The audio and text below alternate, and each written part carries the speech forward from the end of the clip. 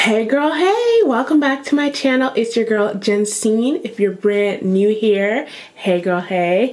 If you're an oldie but goodie subby, it's so good to have you back. So for today's video, I wanted to do a Fenty versus drugstore kind of product showdown, you know what I mean? A battle of the brands.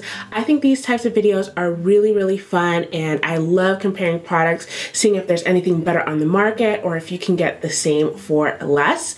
Now, before we get into this video, I want to quickly run you through what I have on my face. Okay, so on my eyes, I have the ColourPop and Perception palettes. I still love this palette. If you haven't seen it, girl, it is a must. You can just create so many different colors with this palette. Color combinations, subtle eyes, dramatic eyes, it's like an all-in-one. Now for the lashes that I have on, these are the House of Lashes Iconic Light version. I love these because I don't have to trim them when I put them on. Just lash glue, wait a little bit, put them on, and boom, you're ready to go. As for primer, I've got the Huda Beauty Matte Perfection. This is in my T-zone because that's where I get oily. And the rest of my face is the Fenty Pro Filter Primer. Now, I do have oily combination skin if you guys aren't sure or you're new to my channel and you've never heard me mention my skin type. So recently we had like the most crazy storm here on the Northeast. We had sub-zero temps. It was like -6 one day with a wind chill factor that made it -16 Fahrenheit, you guys, Fahrenheit. Okay, it's insane. So my skin has been feeling really dry, so that's why I wanted to put a moisturizing primer in the areas that aren't my T-zone. And then I'm also going to use the Too Faced Do You. This is it says it's a full coverage, but to me it's more like medium to full, and the shade that I'm wearing is Mahogany. So I'm going to take a couple pumps of this and just put this on my face, and I'm using a flat foundation brush. The one that I'm using is from Dermablend to just blend it around, and then usually I like to go on top of that with my makeup sponge just to press that in even more, really make it look like it's part of my skin. Alright, so the concealers that I'm going to be comparing, of course, the first one is Fenty, good old Fenty. I've got $3.90 in the top, $4.20 in the middle, and the last one is $4.90, which is a cream contour shade for me. Now I've got the L'Oreal Infallible Full Wear over here. So the top shade is $4.15, the middle one right here is $4.20, and the bottom one here is $4.45. So I'm really curious about these concealers. They're new. I've never had a L'Oreal concealer before, so we're gonna see which shades are gonna be appropriate for me to use. So this one, $4.15. This is nice. This could be like a really good concealer shade. It's not too bright, and this is really creamy. I'm digging the formula so far. Now here we have $4.20. So this is just a little bit darker. This is almost like my foundation shade. So this would be really good for, you know, getting some extra coverage on breakouts or any hyperpigmentation areas. And then the contour shade here for me, $4.45. Ooh, this would look so beautiful. I love deeper shades with just a little bit of warmth in them. I think on camera this comes off just a little bit more red, but it's actually not that red in person. And here I have the Fenty shades, so you guys can see these side by side. Now this is $3.90, $4.20, and $4.90. So I think just to do a more fair color comparison, I'm going to use $4.15 in the L'Oreal Infallible Wear Concealer, and then I'm going to use $4.20. Now these aren't an exact color match, but they do kind of have the same, you know, general color family. The other ones would be just too drastic, and I don't want to look crazy. The point here is to test how the coverage is, the formulas of each of them, you know, how they last long term. Okay, so here's the fun part. So the L'Oreal is going to go on this side, and I already love the applicator. It applies it very nicely. That's some nice application right there. I really didn't have to dip too much back into the tube to get some more. It was just nice, creamy, quick. I don't know how it's gonna blend out once that coverage is there, but so far it looks really good. Now here we go, 420 for Fenty. As you can see, it's a lot different as far as application, but we do know that a little bit goes a long way, so I'm not going to worry about completely covering it. Now for the rest of my highlighted areas, I'm just going to do a mixture of both of these concealers just because I don't know, I feel like it might just balance this whole thing out since I do have two different colors under here. And I'm just going to dot this. So something that I've noticed while I was applying the L'Oreal concealer is there is a bit of a fragrance to it. It smells like flowers, but then if you smell it too much, it also smells like chemicals. I mean, that's not really a big deal, just if you're somebody that tries to stay away from fragrance items, maybe your skin reacts to it very badly, just a little bit of a heads up. I mean, it doesn't mean that it's a bad concealer.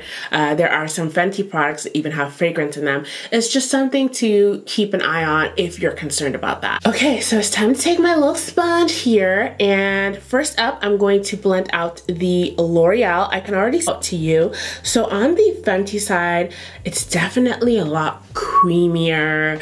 It's just, you know, it's really nice. I mean, don't get me wrong, but the L'Oreal side definitely looks more matte, and I can see just a little bit more coverage on this side. Obviously the shades are different, so I can't say that, oh, one has more brightening effects than the other, but I definitely notice more coverage so far, while the Fenty side is creamier. Now I do kind of just want to say this, I think obviously you're gonna like the creamier aspect if you have a little bit more of dry skin, or you live somewhere where it's definitely like the weather is just cold, you know? But honestly, I mean, I have to say the L'Oreal concealer is impressing me so far. We definitely got a contour, so the application is not over just yet. Okay, so this is 440 going right here and right under there. What I remember from the Fenty side is honestly, a little bit goes a long way. So I'm literally just gonna like put 3 dots. I know it looks really strange. And I'm just going to do some dashed lines under there. Might not look like very much, but once I blend that out, whew, it's gonna look really, really creamy, really full coverage. So for the Fenty side, I'm taking my sculpting brush and just going, and you see how much you actually get there? It's a lot.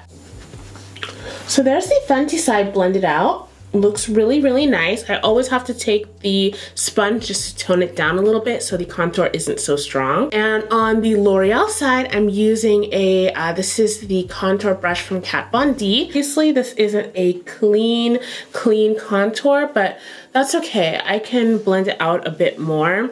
My lesson learned is really both concealers need just a few dabs. You don't need a whole line of concealer to contour, because they're both actually very full coverage, which is a good thing. There's like a little bit of a learning curve, you know what I mean? Now for powder, under my eyes, I'm gonna use the same powder on both sides.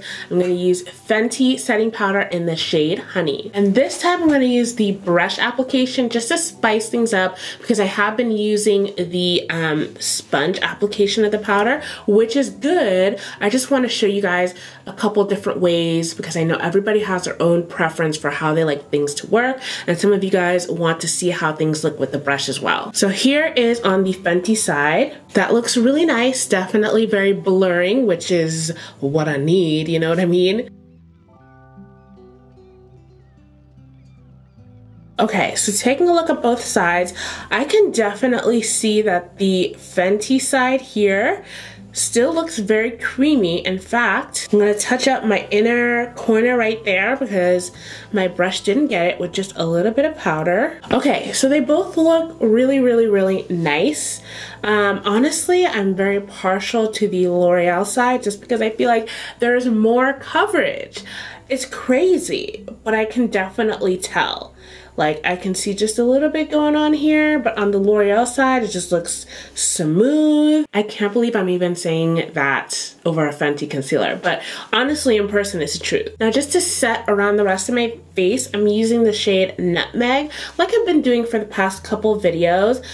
It really just gives me a more of a bronzed look and just kind of makes my face look a little bit more chiseled. Now I'm gonna add a little bit of blush. This is the MAC and Patrick Star Take Me Home. You guys know I talk about this one all the time. Just swirling my brush in there and just applying it like so. And then I'm gonna spritz my face with some Fix Plus just to, you know, get this powder melted in, girl. And now for highlight, I'm gonna use the Laura Mercier Glow Powder. I just put a little bit here and I actually can't find my brush that I used to apply it. So I'm just gonna use a regular highlighting brush and I'm gonna go in very, very, very gently because a little bit goes a long way. You don't want to put too much at first because then you can't go back, girl.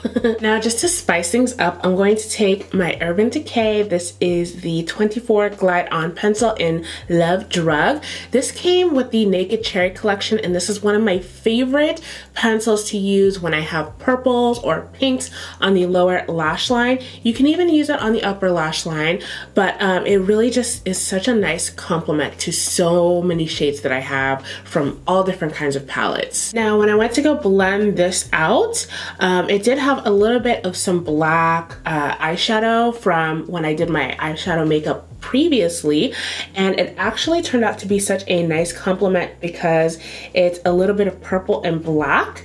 And I'm gonna just take my Perception palette in here, this shade called Shade, and I'm gonna just go over on top of it. Okay guys, so my makeup is done. I'm just gonna let you know, looking right at my mirror, I'm very partial to this side, the L'Oreal side, which is surprising for me, but you know what? I'm gonna give it a fair shot. We're gonna do a little bit of a wear test, so I'm gonna come back at the end of my day just to let you guys see how this wears. We already know from past videos that the Fenty side definitely does crease after prolonged wear. We're talking like 6-7 hours. At least on my skin, it's happened a couple times already. So we'll see if the L'Oreal side holds true to that, because I'm really hoping that it doesn't crease. Fingers crossed. All right, I'll check in with you guys at the end of the day. Now, it's been about 7 hours, so I've put these concealers through quite a bit of wear. So, okay, just a little refresher if you forgot. This is the Fenty side. This is the L'Oreal full wear side. I mean, the difference is very minor, but I feel that the L'Oreal side is more full coverage than the Fenty side. I know, it's like insane. I feel like if I had to guess initially, I thought that the Fenty would have blown the L'Oreal concealer out of the water, but I am really, really feeling the coverage.